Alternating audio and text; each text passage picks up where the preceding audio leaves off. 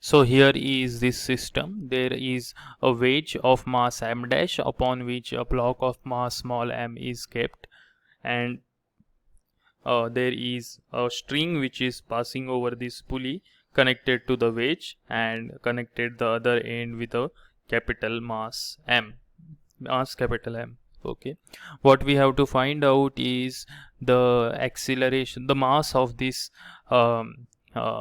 block in such a way that this particular small m will not slip down, and we have to assume all the surfaces are frictionless surfaces. So let's do this question. So before doing this question, let's assume this mass capital M is the one that will allow, that will make this mass m stay there on the wedge. That means the small mass m will not slip down. So then draw the free body diagram for this. The tension will be upwards, downward will be the mg force. So what we get, mg minus t is equal to ma. This is our first equation. Okay, then we will see what is the next thing we have to do. Next thing is we have to see what are the forces acting on mass small m. Okay, now this is the normal force, suppose, due to the wedge, and then these two angles we have to determine. So if this block m is not there, suppose, then I can shift this towards this one like this diagram.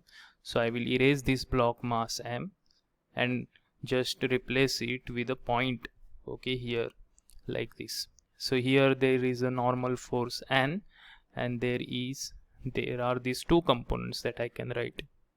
So what is this angle? This angle is theta again, because these are alternate angles. So this is a 90 minus theta because N is perpendicular to the wedge surface, and this angle will be again theta. So N cos theta upwards and N sin theta in the horizontal direction. So let's remove this N. So on mass small m, these two components are acting, and another component is there which is downward force. This is gravitational force mg. So these two are there.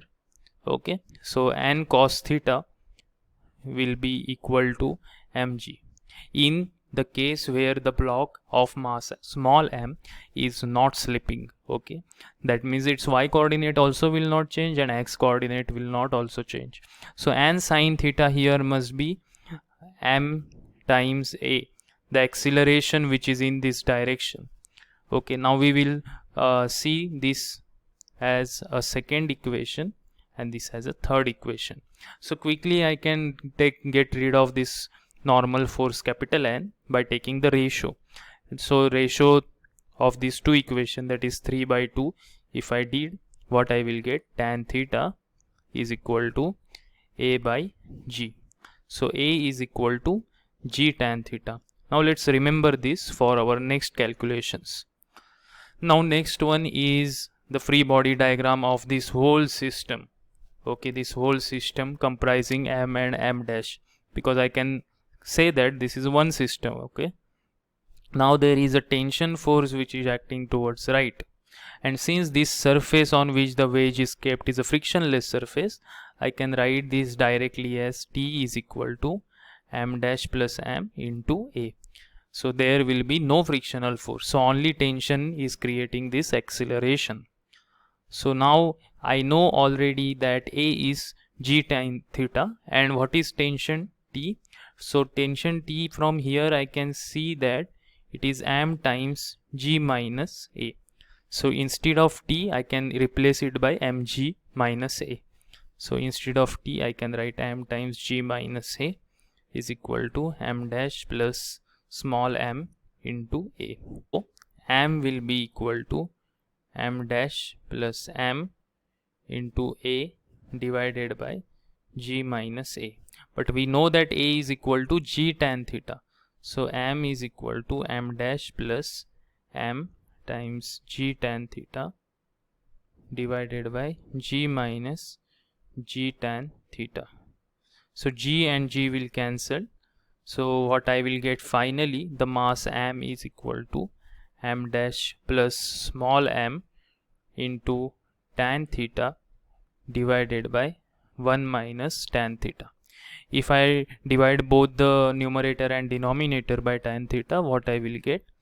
M dash plus m divided by cot theta, because 1 by tan theta will be cot theta, minus 1. So this is the mass that you should have in order to not slip this mass small m.